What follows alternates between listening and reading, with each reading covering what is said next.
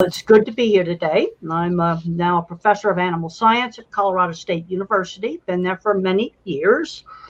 And when I was 2.5 years old, I had no speech. Just the other day, I talked to a mom that had a 2-year-old who was nonverbal. And I said that she was lucky to be able to get started on early intervention, early education, really early. I got into a very good intensive program when I was 2.5 years old.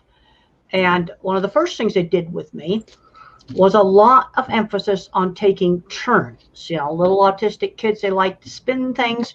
We'll turn it into a game where we take turns. It's very important for these kids to learn how to wait and take turns. I had a lot of emphasis on that.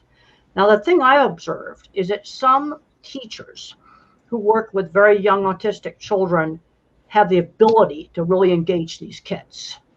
And there's others that don't. It's almost like some teachers are just born with the ability to really engage, because you have to kind of intrude into the world a little bit. You got to push a bit. But if you push too much, you can drive them into sensory overload. And sensory oversensitivities are extremely variable. Some kids will be really sensitive to sound. Others that might be sensitive to certain kinds of lighting that appears to flicker. Little autistic kids, I'm talking 2 to 4 years old. If they're not talking, they need 2 to 3 hours a day of a teacher working with them one-to-one. Now, there's a lot of people out there charging a lot of money for expensive programs. That's not, you don't necessarily have to do that, but you have to have a teacher that kind of has the ability. And I've got a book called The Way I See It right here. Parents, grandparents, volunteers, whatever, can work with these little kids. Now, here are some tips. When the grown-ups talked very fast, it went into gibberish. I heard like blah, blah, blah, blah, blah, blah. But when the grown-ups and the adults slowed down when they talked, then I was able to understand. So slow down when you talk with these kids. You also need to give the child time to respond. The processing speed of the brain is slower. Got to give them time to respond. You know how when you're trying to get a web page up on your phone and you only have 1 bar of service, it takes time to load the web page? Well, this is the way these kids are. You've got to give their brain time to respond. Really important.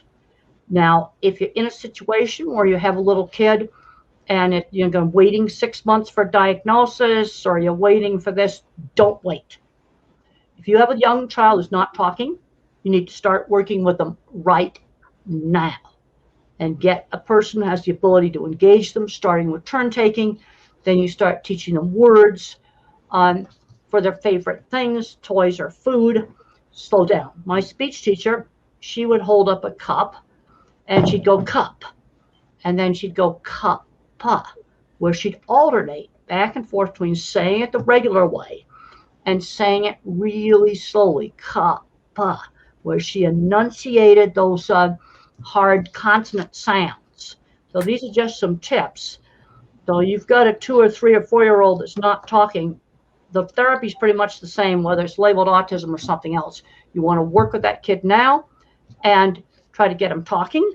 Also, you need to teach them basic skills, things like getting dressed, brushing their teeth, showering. Maybe not the 2-year-olds so much, but with the little older kids, you need to start working with them right now. The younger you start working, the better.